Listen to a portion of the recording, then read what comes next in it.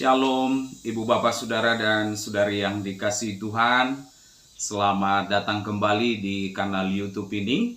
Mari kita bersama-sama menggumuli Kejadian pasal 8 ayat 15 sampai ayat 22. Kita awali dengan memohon tuntunan Tuhan. Kita berdoa. Bapa di dalam Yesus Kristus, tolonglah kiranya kami Tuhan supaya sebelum kami membuka firman ini, kami telah terlebih dahulu membuka hati dan pikiran kami, sehingga dengan Roh-Mu yang kudus, firman ini leluasa memulihkan kehidupan kami. Dalam Yesus kami memohon. Amin. Inilah firman Tuhan dalam Kejadian 8, ayat 15 sampai 22.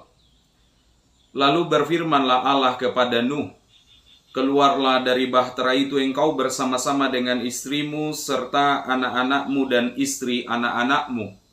Segala binatang yang bersama-sama dengan engkau, segala yang hidup, burung-burung, hewan dan segala binatang melata yang merayap di bumi, suruhlah keluar bersama-sama dengan engkau, supaya semuanya itu berkeriapan di bumi, serta berkembang biak dan bertambah banyak di bumi. Lalu keluarlah Nuh bersama-sama dengan anak-anaknya dan istrinya dan istri anak-anaknya. Segala binatang liar, segala binatang melata dan segala beruang, semuanya yang bergerak di bumi, masing-masing menurut jenisnya, keluar juga dari bahtera itu. Lalu Nuh mendirikan mezbah bagi Tuhan dari segala binatang yang tidak haram dan dari segala burung yang tidak haram diambilnyalah beberapa ekor, lalu ia mempersembahkan korban bakaran di atas mezbah itu. Ketika Tuhan mencium persembahan yang harum itu, berfirmanlah Tuhan dalam hatinya, aku takkan mengutuk bumi ini lagi karena manusia, sekalipun yang ditimbulkan hatinya adalah jahat dari sejak kecilnya, dan aku tidak akan membinasakan lagi segala yang hidup seperti yang telah kulakukan. Selama bumi ini masih ada, takkan berhenti-henti musim menabur dan menuai, dingin dan panas, kemarau dan hujan, siang dan malam. Demikian firman Tuhan. Lalu berfirmanlah Allah, keluarlah dari dalam bahtera ini. Ibu bapak saudara, pertama-tama kita belajar bahwa waktu kita adalah milik Allah. Inisiatifnya semua dalam hidup kita adalah Allah.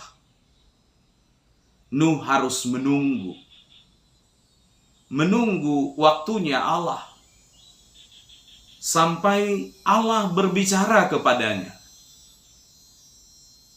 Bahkan saat Tuhan seperti diam, dan baru di hari ke-27 bulan yang kedua dia diperintahkan keluar. Nuh belajar untuk taat secara sederhana, menaati dan menunggu kapan Tuhan memerintah. Maka dalam kehidupan kita, rasanya kadang Tuhan seperti menutup kita dalam sejumlah atau sebuah kesulitan. Ibu bapak saudara, janganlah pernah putus asa. Janganlah pernah mengambil langkah yang tidak bijaksana. Sabar saja dan taat pada Allah. Pada waktunya Anda akan keluar dari pergumulan Anda. Tentu dengan cara Tuhan sendiri. Itulah yang terjadi di ayat 15, 16 dan 17. Ayat 18, lalu keluarlah Nuh. Kadang kita di sisi tertentu juga susah dan sering lambat untuk patuh. Atau yang kedua, kita mencari jalan pintas, jalan lain, bagaimana supaya kepatuhan itu menjadi mudah, perintah itu jadi mudah. Karena memang ini tidak mudah. Mengeluarkan domba, mengeluarkan kucing mungkin gampang. Tapi mengeluarkan harimau, gajah, ya itu tidak mudah. Tapi Nuh patuh. Dia taat. Dan kita lihat di ayat 19. Begitu indah prosesi itu diperlihatkan. Segala binatang liar, segala binatang melata, segala burung, semua yang bergerak di bumi, masing-masing menurut jenisnya, keluar juga dari bahtera itu. Ada yang menarik di sini. Pertama, pemulihan itu diperlihatkan di sini mulai dari awal. Pemulihan itu sesuatu yang baru itu semua harus dimulai dari awal. Dan yang kedua, kita juga belajar di sini bahwa tempo pergerakan ini tidak dipercepat oleh yang menuliskan ayat ini. Dia membuatnya secara terperinci satu dengan yang lainnya. Maka pemulihan itu membutuhkan sebuah waktu, ya. Ada proses, ya. Ada sesuatu yang harus dimulai dari awal, iya. Dan tidak selalu harus tergesa-gesa pemulihan itu, iya. Kita bisa belajar dari sini. Dan kemudian turun bagi Nuh ini bukan hal yang biasa. Karena dia harus membangun tempat bagi keluarganya. Karena dia harus menyediakan kandang-kandang bagi domba, kambing, dan yang lainnya. Dia harus memelihara semua yang harus dipelihara. Bahkan memindahkan semua benar-benar pindah dengan baik dari bahtera ke tanah yang tersedia. Dan juga dia tidak punya orang, tetangga, saudara, orang lain yang bisa diminta untuk bantu kerja selain dia dan anak-anaknya. Tidak ada kontraktor, nggak ada pemborong di zaman itu. Dia harus melakukannya dengan sendirinya. Tapi yang menarik sekali dari ayat-ayat ini adalah apa yang pertama kali dilakukan oleh Nuh. Bangun tenda, bangun kandang, atau keluarin semua, beres-beres rapi-rapi dan semua, ternyata tidak. Ayat 20 justru memberitahu yang berbeda. Lalu Nuh mendirikan mezbah bagi Tuhan dan mempersembahkan korban di atas mezbah itu. Apa yang kita lihat pertama-tama yang dilakukan oleh Nuh dalam pemulihan itu adalah Nuh tahu dirinya sebagai orang berdosa. Percuma kita bicara pemulihan kalau kita merasa paling benar, paling suci, paling hebat, paling keren dalam hidup kita. Nggak ada pemulihan di sana. Nuh tahu hatinya sendiri bahwa dia selamat itu bukan karena kehebatan dia.